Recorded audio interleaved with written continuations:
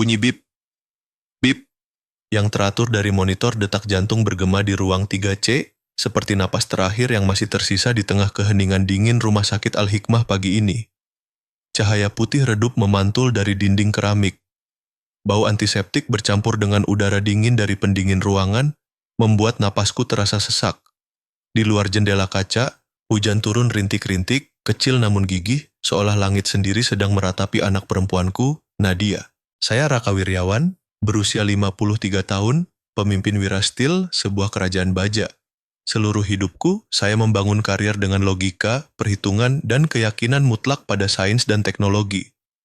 Saya bisa memerintah ribuan pekerja, menandatangani kontrak bernilai ratusan miliar rupiah, tetapi hari ini, di hadapan tubuh kecil yang tak bergerak di ranjang itu, saya benar-benar tak berdaya. Nadia, satu-satunya anakku dari istri pertamaku, Dewi Anindita, telah terbaring di sini lebih dari sebulan. Segala metode pengobatan terbaik, dokter-dokter paling ahli, semua telah dicoba. Tak ada yang berubah.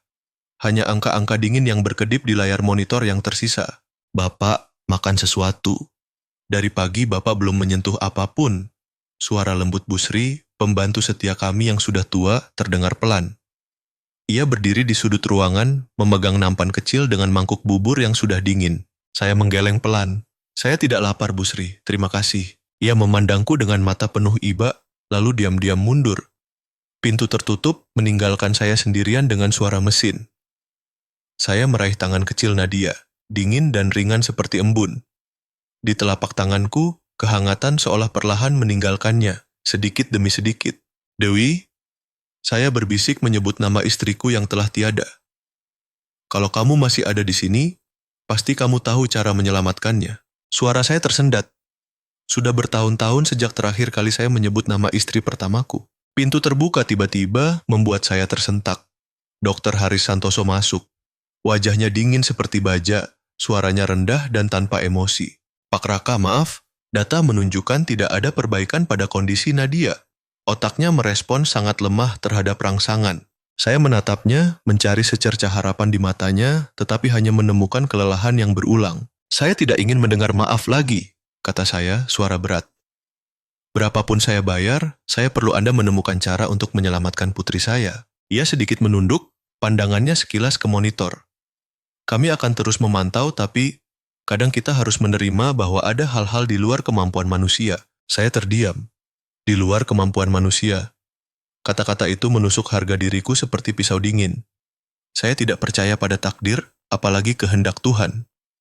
Seluruh hidupku, saya hanya mempercayai apa yang bisa diukur dengan angka dan dibentuk dengan tangan saya sendiri. Pintu terbuka lagi. Miranti, istri keduaku, masuk dengan aroma parfum yang kuat, dan sepatu hak tingginya berbunyi klek-klek di lantai. Sayang, aku baru bicara dengan dokter kepala.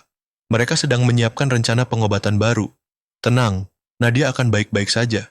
Saya memandangnya dan mengangguk lemah. Suaranya manis, tetapi matanya hampa. Saya bisa melihat kelelahan dan kegelisahan di pandangannya. Miranti duduk di sampingku, meletakkan tangan di bahuku. Kamu harus istirahat. Aku khawatir kamu tak kuat kalau terus begadang seperti ini. Saya pelan menepis tangannya. Aku baik-baik saja. Aku hanya ingin di sini bersamanya. Ruangan menjadi hening. Tiba-tiba, pintu terbuka dengan keras. Seorang bocah kurus, pakaiannya penuh lumpur, matanya menyala seperti api, berlari masuk. Teriakannya membuatku terpana. Matikan mesin itu, matikan sekarang, Pak. Kalau tidak, putri Bapak akan mati. Semua orang membeku. Sebelum saya bisa bereaksi, Miranti melompat berdiri. Siapa yang izinkan kamu masuk? Satpam. Keluarkan anak ini. Dokter Haris mengerutkan kening, suaranya dingin. Ini area terlarang, keluar, anak kecil. Tapi bocah itu, saya belum pernah melihat mata seperti itu, berdiri tegak, kepala terangkat. Saya tidak akan pergi. Saya tidak akan pergi sampai Bapak mematikan mesin itu. Kalau dibiarkan menyala, dia akan mati. Kalau dimatikan, dia akan hidup. Udara di ruangan seolah membeku. Saya bisa mendengar detak jantungku sendiri. Apa yang kamu bilang? Saya tergagap. Ia menatap lurus ke arahku, matanya tak kenal takut. Allah menunjukkan kepada saya, putri Bapak akan bangun, kalau Bapak percaya. Miranti berteriak, diam, kamu gila. Dua satpam berlari masuk menangkap lengan kurus bocah itu. Dokter Haris meringis, bawa dia keluar, ini rumah sakit, bukan tempat tahayul. Saya duduk tak bergerak.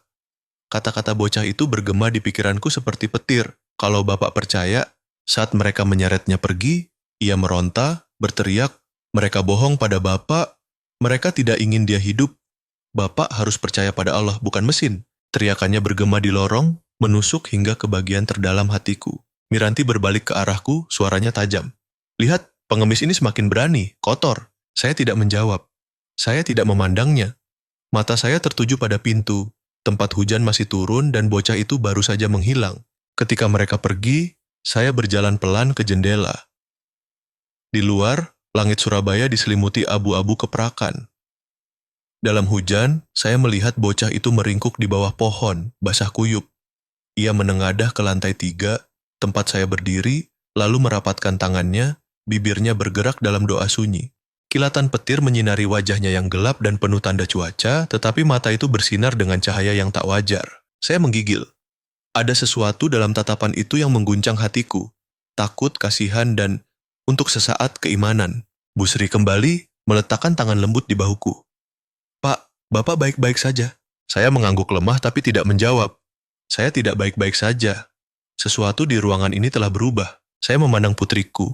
Wajah kecilnya masih tak bergerak, tapi napasku sendiri bergetar. Untuk pertama kalinya dalam bertahun-tahun, saya berbisik dengan doa sejati, suara saya tersendat di tengah hujan.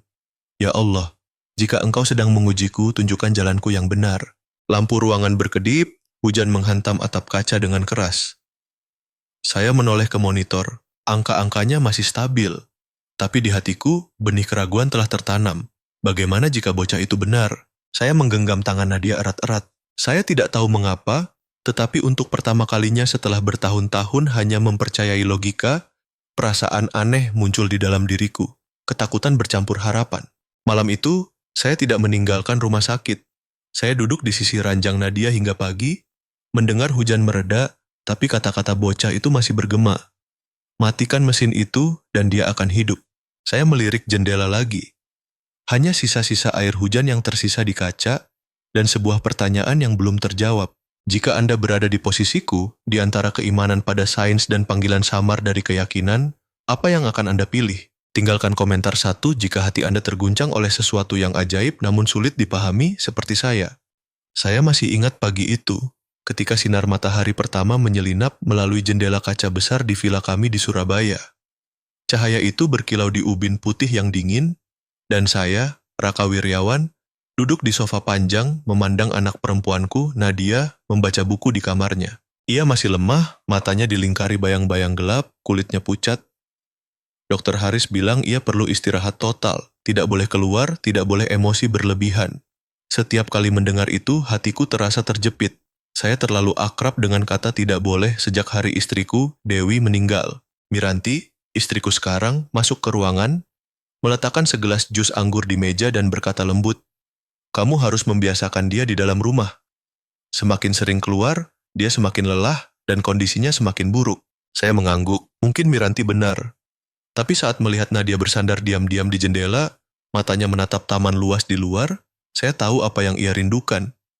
Sedikit kebebasan, hembusan angin, sepotong masa kecil yang dirampas penyakit. Siang itu, saat sinar matahari menyelinap melalui daun-daun, saya mendengar ketukan pelan di luar pagar. Nadia mencondongkan tubuh, mengintip dari jendela. Saya hendak memarahinya, tapi ia berseru pelan. "Papa, ada anak laki-laki aneh di luar sana."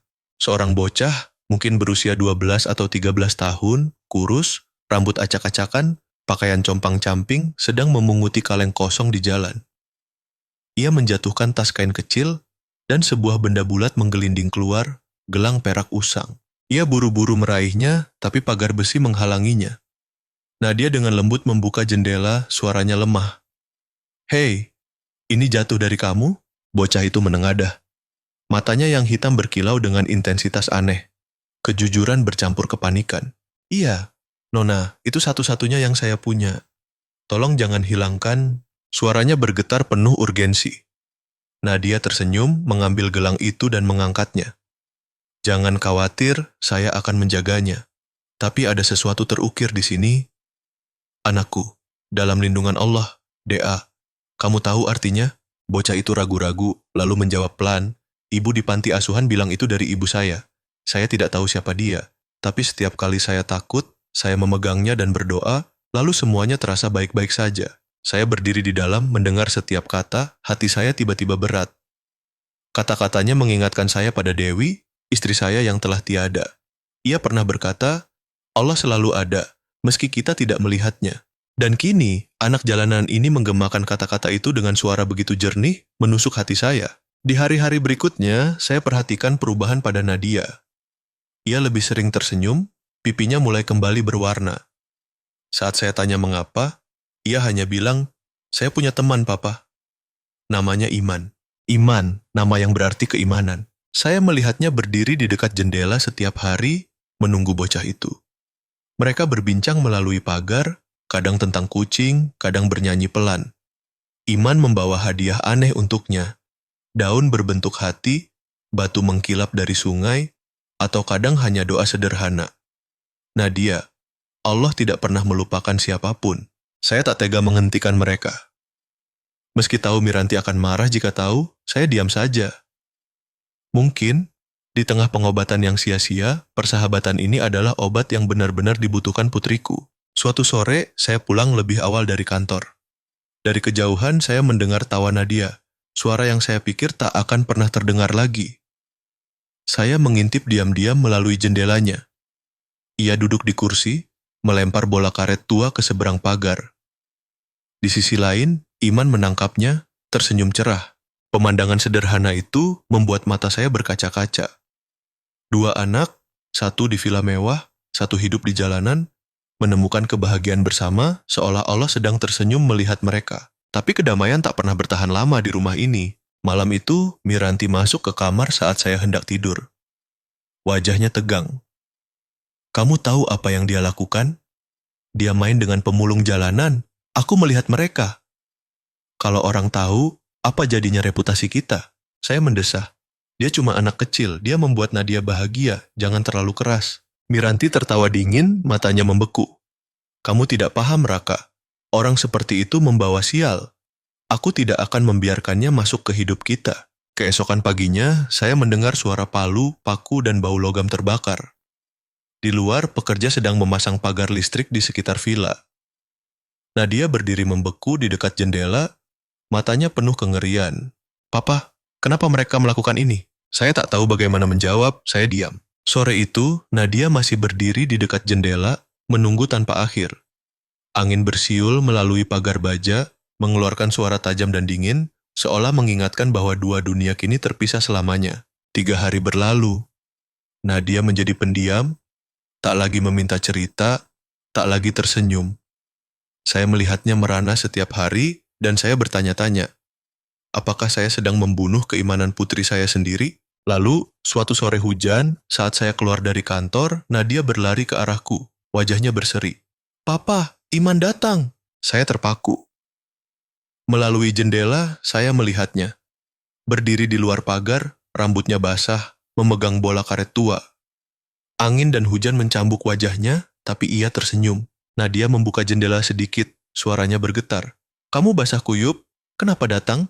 Iman tersenyum lebar. Aku sudah berjanji kan? Allah tidak pernah melupakan siapapun. Dan jika kita percaya, Dia akan membiarkan kita bertemu lagi. Kata-katanya mengguncangku. Saya melihat mata Nadia bersinar, keimanan yang murni, seolah hujan di luar sedang mencuci semua ketakutannya. Tapi kemudian, pintu terbuka keras, Miranti muncul, suaranya tajam seperti pedang. Tutup jendela itu, Nadia, dan kamu, pergi. Saya berlari mendekat, tapi sudah terlambat. Nadia, ketakutan, menutup jendela dengan keras, air mata mengalir di wajahnya. Di luar, Iman berdiri diam, lalu membungkuk dalam-dalam di depan pagar, berkata pelan, Selamat tinggal, Nadia.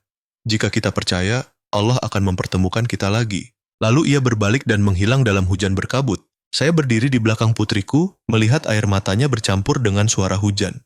Pada saat itu, saya tahu saya telah kehilangan sesuatu yang lebih berharga dari semua kekayaan saya. Keimanan dan cahaya di mata anakku. Malam itu, saya tak bisa tidur. Saya duduk di ruang kerja, memutar ulang wajah Iman, mata yang polos namun penuh kekuatan. Anak jalanan, bagaimana ia bisa membuat saya merasa begitu kecil? Mungkin Allah mengirimnya untuk membangunkan sesuatu dalam diriku. Saya memandang foto Dewi di meja. Senyum lembutnya seolah berkata, "Raka, kamu tidak bisa melindunginya dengan baja. Biarkan Allah yang melakukannya." Saya menunduk berbisik, "Jika ini kehendakmu, tolong bantu saya memahami pesanmu." Saat saya menceritakan kisah ini, saya masih mendengar suara hujan dari hari itu dan melihat dua anak itu dipisahkan oleh dinding listrik yang dingin. Satu dunia penuh ketakutan, satu dunia penuh keimanan, dan saya berdiri di tengah perbatasan, tak yakin harus mempercayai siapa. Bagaimana dengan Anda? Jika Anda terjebak antara orang-orang terkasih dan seorang anak miskin yang membawa cahaya Allah, apakah Anda berani merobohkan dinding itu? Komentar 1 jika Anda siap merobohkannya, atau 2 jika Anda masih ragu. Malam itu di Surabaya, hujan turun deras. Saya duduk di sisi ranjang Nadia, mata terpaku pada monitor yang berkedip, diliputi rasa tak berdaya. Saya tak tahu bahwa, pada saat yang sama, di sudut kota, Iman, bocah jalanan yang membuat putriku tersenyum, sedang mendengar sesuatu yang akan mengubah nasib kami. Dalam perjalanannya, ia berhenti untuk berteduh dari hujan di Cafe Seroja, tempat cahaya kuning hangat memancar melalui jendela kaca besar. Saat ia meringkuk di bawah atap, ia mendengar suara-suara yang dikenalnya dari dalam. Besok malam cukup 1 dosis terakhir dan dia akan koma permanen. Raka akan hancur total dan segalanya akan menjadi milik kita. Iman menengadah. Melalui kaca yang berkabut, ia melihat 2 wajah. Salah satunya adalah Dr. Haris Santoso, orang yang pernah ada di villa kami, yang saya anggap sahabat dekat. Di seberangnya duduk Miranti, istriku. Mata mereka bertemu, tajam seperti pisau. Kata-kata berikutnya membekukan darah di nadinya. "Kamu yakin?" Miranti bertanya pelan, mengaduk kopinya, suaranya tenang tapi dingin. "Obat itu akan membunuhnya perlahan dan tidak ada yang akan curiga kan?" "Jangan khawatir," jawab Haris, senyum tipis di bibirnya. "Saya sudah mengatur dosisnya agar dia tetap koma. Ini akan terlihat seperti komplikasi alami. Begitu dia menandatangani pengalihan aset, kita menghilang. Tak ada yang akan menemukan kita." "Bagus," Miranti mengangguk. "Saya sudah menunggu hari ini lama sekali. Dia pernah mempermalukan saya, dan sekarang saya akan membuatnya kehilangan segalanya." Di luar, petir menggelegar. Di bawah atap, Iman membeku. Tubuhnya bergetar. Hujan mencambuk wajahnya, tapi ia tak lagi merasakan dingin atau basah. Ia mundur, tak sengaja menendang kaleng kosong. Suara gemerincing terdengar. Mata Miranti melirik ke jendela, tajam seperti pisau. Orang-orang di dalam bergerak, pintu terbuka, tapi saat mereka melihat keluar, tak ada siapapun. Iman telah melarikan diri ke dalam hujan. Ia berlari melalui jalan-jalan basah, sandal usangnya tergelincir di aspal. Ia kemudian menceritakan momen itu kepadaku. Jantungnya berdegup seolah akan meledak, bibirnya berbisik menyebut nama Nadia seperti permohonan. Ia bilang, ia berlutut di bawah atap, memegang erat gelang perak, satu-satunya peninggalan ibunya, dan berdoa. "Ya Allah, saya hanyalah anak lemah. Tapi jika ini kehendakmu, berikan saya kekuatan untuk menyelamatkannya." Kilatan petir menyobek langit. Ia berdiri, air hujan mengalir di wajahnya, tapi di mata kecilnya menyala cahaya yang tak bisa padam. Tekad. Iman berlari langsung ke rumah sakit Al-Hikmah. Ia menyelinap melalui pagar samping, merayap di sepanjang dinding basah, dan memanjat pipa air seperti kucing kecil yang lincah. Di bawah cahaya kuning redup, ia menemukan jendela ruang 3C, tempat Nadia terbaring. Menempelkan telinga ke kaca, ia mendengar bisikan dari dalam. "Besok pagi, begitu Raka menandatangani kertas, saya akan menyuntiknya." "Pastikan dia tak pernah bangun," kata Haris dengan dingin. "Cepat lakukan," bisik Miranti. "Saya tak ingin melihatnya bernapas 1 hari lagi." Saat itu, Iman bergetar. Ia bilang hatinya ingin berteriak, menerobos masuk dan menghentikan mereka, tapi ia takut itu akan memperburuk keadaan. Sebaliknya, ia mundur, berdoa sekali lagi, dan memutuskan. Ia harus menemukan ayah Nadia. Orang yang ia percaya akan mendengarkan. Milik mereka.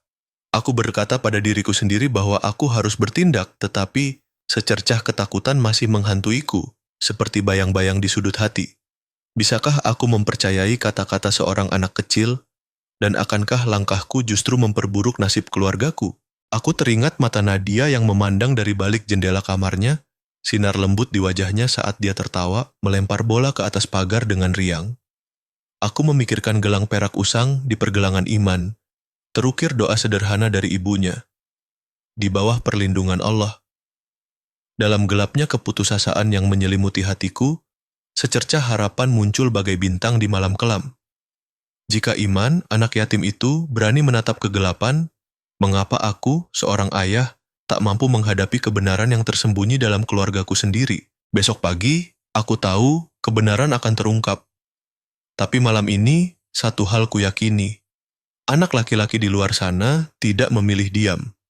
Dan jika aku masih layak disebut ayah, aku harus mengikuti teladannya, berbicara dan bertindak demi anakku. Ada malam-malam ketika tidur menjauhiku. Aku duduk di ruang rumah sakit yang dingin, dikelilingi dinding putih steril, bertanya pada diriku sendiri dengan suara yang tercekat. Bagaimana seseorang bisa tersenyum sembari merencanakan kematian seorang anak? Bagaimana tangan yang pernah menggenggamku di saat aku rapuh bisa menjadi tangan yang mencampur racun untuk putriku? Dr. Haris Santoso adalah sosok yang kupercayai sepenuhnya seperti saudara. Bersamanya, aku membangun bisnis dari nol, melewati badai kehidupan, tertawa dan berjuang bersama. Dan Miranti, wanita yang kubawa ke dalam rumahku setelah kematian Dewi, istriku, kukira akan menjadi penyembuh luka di hatiku. Aku tak pernah membayangkan bahwa mereka berdua, yang begitu dekat denganku, akan menjadi dalang dari tragedi terbesar dalam hidupku. Semuanya bermula saat Nadia, putriku, pertama kali dirawat di rumah sakit. Haris menatapku dengan mata penuh keyakinan, suaranya tenang namun penuh harapan. Raka, kondisi Nadia sangat langka, tapi aku sedang meneliti obat baru. Jika uji coba ini berhasil, dia punya peluang besar untuk sembuh. Suaranya bagai mercusuar di tengah badai. Aku tak punya alasan untuk meragukannya. Dengan tangan gemetar namun penuh harap, aku menandatangani formulir persetujuan perawatan eksperimental. Keputusan yang hingga kini menghantui setiap sudut hatiku seperti bayangan yang tak pernah pergi. Aku tak tahu bahwa tanda tanganku telah menjadikan Nadia pion dalam permainan keji mereka. Beberapa hari kemudian, aku mulai memperhatikan hal-hal kecil yang mengganggu. Haris dan Miranti sering bertemu secara sembunyi-sembunyi, berbisik di sudut-sudut rumah sakit. Aku mengira itu hanya urusan pekerjaan, tapi ada yang tak beres. Pandangan mereka yang terlalu lama, nada Miranti yang berubah saat menyebut obat itu, dan, yang paling mengusik, cara dia memandang Nadia. Bukan dengan kasih atau iba, tetapi dengan sorot iri yang dingin, seperti melihat saingan. Aku tak memahami makna di balik semua itu hingga Iman, anak yatim yang sering bermain dengan Nadia, menceritakan apa yang didengarnya di kafe Seroja. Kata-katanya sederhana, namun bagai petir yang menyambar. Mereka berencana menyakiti putriku. Potongan-potongan di pikiranku mulai tersusun, membentuk gambaran mengerikan yang tak ingin ku percaya. Keesokan paginya, aku beralasan pergi untuk urusan bisnis, namun kembali ke rumah sakit lebih awal. Aku berdiri di luar kantor Haris, jantungku berdegup kencang, tanganku dingin. Melalui kaca buram pintu, aku mendengar suara Miranti, tajam dan dingin. Kau yakin dosisnya cukup untuk menyelesaikannya? Haris menjawab dengan nada datar, seperti membahas urusan sepele. Ya, aku sudah mengujinya pada pasien lain. Tak ada yang curiga. Dia akan koma, tubuhnya melemah perlahan. Dalam beberapa minggu, mereka akan mengira dia kalah melawan penyakitnya. Bagus, kata Miranti, suaranya disertai senyum tipis yang kini kuingat sebagai pisau tak kasat mata. Kita tidak membunuhnya, hanya membiarkannya tidur selamanya. Kata-kata itu menghujam hatiku seperti belati yang merobek jiwa. Aku mundur selangkah, kepalaku berdengung, dunia seolah berputar. Pintu kantor itu adalah garis pemisah antara terang dan gelap. Satu langkah masuk, dan semua rahasia akan terbongkar. Tapi kakiku terpaku, seolah terikat oleh keraguan. Bagian dari diriku menolak untuk percaya bahwa mereka, orang-orang yang kusebut keluarga, bisa sekejam itu. Aku pergi, membawa beban keraguan yang cukup untuk menyiksaku, namun belum cukup untuk membuatku menghadapi mereka langsung. Aku memutuskan untuk menyelidiki masa lalu mereka, mencari jawaban atas kecurigaanku. Hasilnya membuatku terpana seperti disambar petir di siang bolong. Haris Santoso, dokter mantan militer, berasal dari keluarga miskin. Ayahnya adalah insinyur di perusahaanku bertahun-tahun lalu. Pria yang berdedikasi namun kupecat karena kesalahan fatal dalam produksi. Tak lama setelah itu, dia meninggal karena sakit. Mungkin kebencian Haris padaku lahir dari luka itu, tersimpan rapi di balik senyumnya yang sopan. Miranti, di sisi lain, pernah menjadi pembantu di rumah kami saat Dewi masih hidup. Dewi, dengan sifatnya yang baik namun kadang angkuh, pernah memarahinya karena menumpahkan teh, hal sepele yang kini terasa seperti benih dendam. Setelah kematian Dewi dalam kecelakaan tragis, aku bertemu Miranti lagi di sebuah acara amal. Dia tampak berubah, lembut dan penuh pengertian, hingga aku menikahinya, tak pernah menduga ada kebencian yang mengakar di hatinya. Mengetahui masa lalu mereka, aku merasa seperti orang bodoh yang buta. Aku selalu menganggap diriku bijaksana, rasional, pandai membaca orang. Namun, dalam kesombongan dan kesepianku, aku menjadi mangsa sempurna bagi rencana jahat mereka. Haris menyembunyikan kejahatannya di balik kedok penelitian medis. Miranti menutupi keserakahan dan kebenciannya dengan air mata palsu. Dan aku, dengan kepercayaanku yang membabi buta, menandatangani surat yang nyaris menjadi vonis kematian bagi putriku. Aku masih ingat malam ketika Miranti membawakanku segelas air saat aku duduk di samping tempat tidur Nadia. Jangan terlalu khawatir, Raka. Allah akan melindungi Nadia, katanya. Suaranya lembut seperti istri yang penuh kasih. Aku meminum air itu, tak menyadari bahwa sementara aku berdoa untuk kesembuhan anakku, dia berdoa agar Nadia tak pernah bangun lagi. Sekarang, duduk di ruang rumah sakit yang dingin, menatap Nadia yang terbaring, seperti malaikat yang tertidur, iman dan keraguan bertabrakan hebat dalam dadaku. Kata-kata iman bergema seperti panggilan dari hati nuraniku. Mereka ingin membunuh Nadia. Aku tak bisa lagi menyangkal kebenaran itu. Dengan tangan gemetar, aku menyalin semua catatan medis Nadia. Di antara halaman-halaman itu, aku menemukan nama obat yang asing, sesuatu yang tak pernah ku kenal. Tanda tanganku terpampang jelas di formulir persetujuan. Aku adalah korban, sekaligus kaki tangan dalam kejahatan ini. Kata-kata mereka, kita hanya membiarkannya tidur selamanya, bergema di kepalaku seperti mantra yang menghantui. Aku tahu, diam akan menghabiskan segalanya yang kucintai. Tapi berbicara berarti menghadapi kenyataan mengerikan bahwa aku telah memungkinkan kejahatan ini terjadi. Malam itu, aku berdiri di lorong rumah sakit di depan kaca buram kantor Haris. Aku mendengarnya berbicara pada Miranti, suaranya pelan namun jelas. Besok pagi, semua akan selesai. Miranti mengangguk, bibirnya membentuk senyum tipis, ringan seperti pisau yang menggores kulit.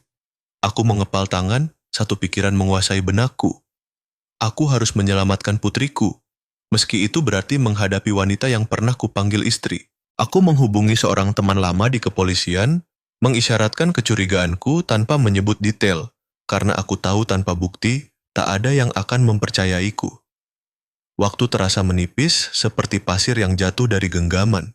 Aku kembali ke kamar Nadia, memandang wajahnya yang tenang di bawah tabung-tabung pernapasan. Aku menyentuh keningnya, berbisik dengan suara yang hampir pecah. Anakku, Papa tak akan membiarkan mereka menyakitimu lagi. Di luar jendela, hujan turun deras. Namun kilat sesekali menyambar, menerangi kegelapan. Mungkin itu isyarat dari Allah, bahwa saatnya telah tiba untuk menyingkap bayang-bayang yang menyelimuti kebenaran. Aku pernah percaya bahwa segala sesuatu dalam hidup bisa dijelaskan dengan akal. Penyakit punya obat, kesalahan punya perbaikan, dan iman bisa menunggu waktu.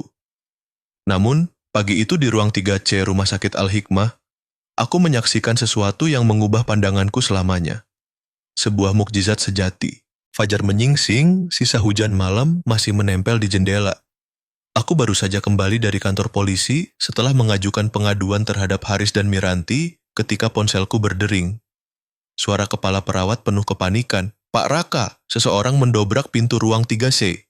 Aku menjatuhkan ponsel dan berlari melalui koridor rumah sakit, jantungku berdegup kencang. Teriakan, langkah kaki, dan suara kaca pecah bergema dari lantai 3. Saat aku tiba, pintu ruang 3C telah hancur. Di dalam, Iman berdiri di tengah kekacauan. Tangannya gemetar namun matanya menyala penuh tekad, seperti prajurit kecil yang dipandu keyakinan. "Berhenti! Apa yang kau lakukan?" Teriakku, suaraku bercampur ketakutan dan kemarahan. Iman berbalik, suaranya tersendat namun teguh. "Pak Raka, Allah menyuruhku melakukan ini. Jika aku diam, Nadia akan mati. Sebelum ada yang bisa menghentikannya, Dia bergegas ke tempat tidur Nadia, mencabut selang infus, dan menarik tabung pernapasan dari mulutnya. Bunyi bip stabil dari monitor berubah menjadi lolongan mengerikan yang panjang.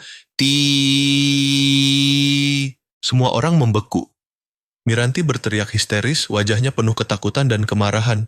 Anak gila, kau telah membunuhnya. Haris berlari masuk, berpura-pura panik. Cepat, pasang kembali alatnya, dia akan serangan jantung. Aku berdiri terpaku, dunia di sekitarku kabur. Nadia terbaring tak bergerak, bibirnya pucat, wajahnya tenang seperti malaikat yang tertidur. Jantungku terasa hancur, seperti ditarik ke dalam jurang. Ya Allah! Bisikku, suaraku nyaris tak terdengar. Jika ini salahku, hukum aku, tapi jangan ambil putriku.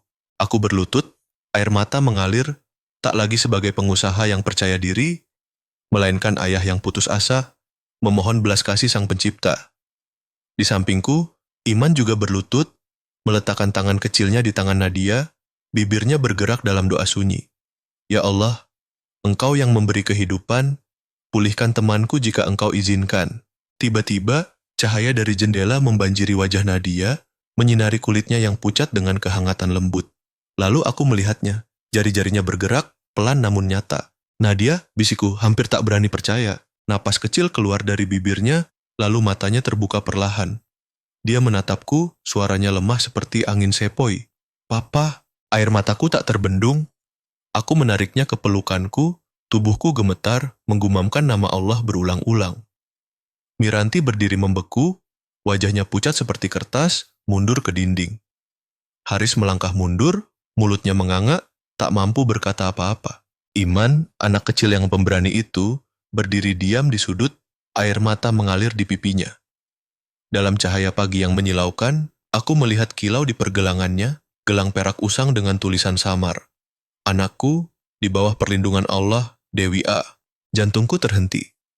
Dewi Anindita, nama istriku, yang meninggal 8 tahun lalu bersama putra kami yang baru lahir dalam kecelakaan di sungai.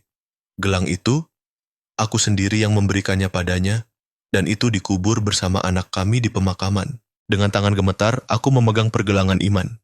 Gelang ini, dari mana kau mendapatkannya? Iman tersentak, wajahnya bingung.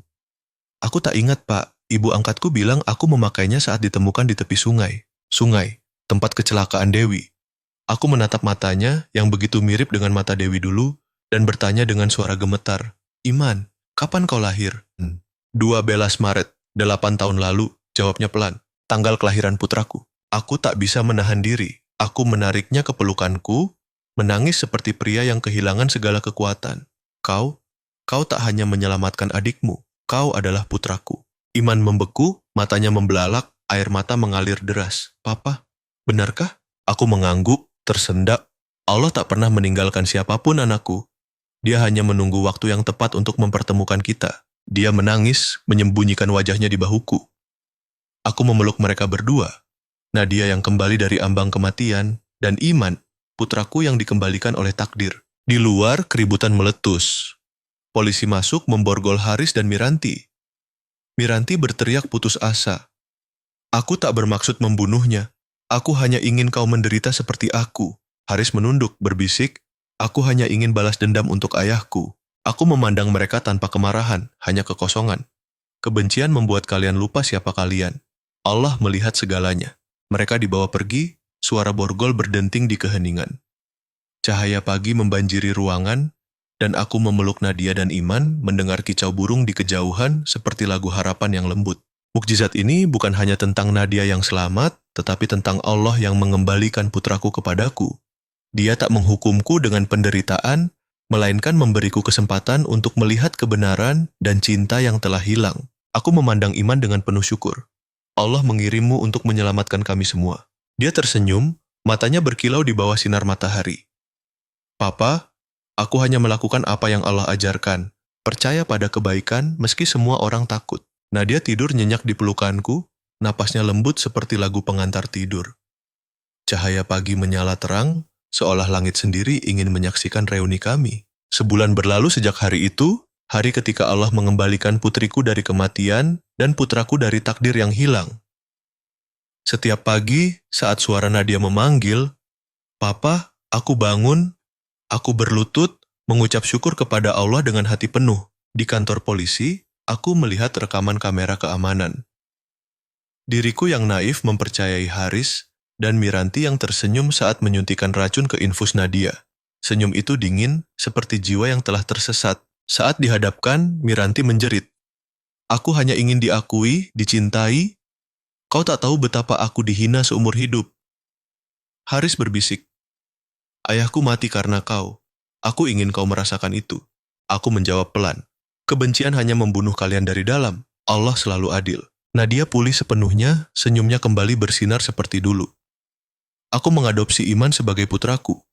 Saat menandatangani dokumen adopsi, aku berkata dengan suara parau. Anakku, kau tak perlu mengembara lagi. Ini rumahmu. Iman memelukku, menangis. Papa, aku akan melindungi Nadia seperti yang kujanjikan pada Allah. Kami pergi ke Masjid Al-Falah berlutut bersama dalam keheningan. Ayat-ayat Al-Quran mengalir menyapu luka di hati kami. Aku mengerti bahwa iman tak menghalangi penderitaan, tetapi memberi kekuatan untuk menjalaninya. Di tepi sungai, tempat aku kehilangan Dewi dan putraku 8 tahun lalu, Iman melempar kerikil ke air.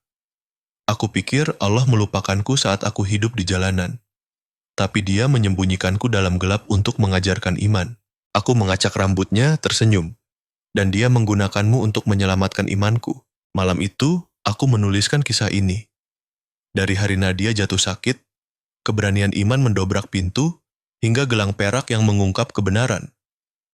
Aku menulis untuk mengingat bahwa Allah menulis takdir dengan cinta dan memperbaikinya dengan rahmat.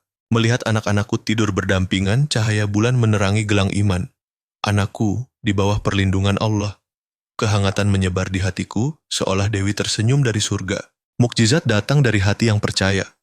Allah mengambil segalanya dariku, hanya untuk menunjukkan bahwa yang terpenting disimpan dalam iman, bukan tangan. Fajar menyingsing, cahaya membasahi wajah Iman, seperti awal baru yang penuh harapan. Jika ceritaku membangkitkan kepercayaan pada takdir, bergabunglah denganku untuk merangkul lebih banyak kisah iman dan harapan. Mungkin cerita berikutnya adalah milikmu.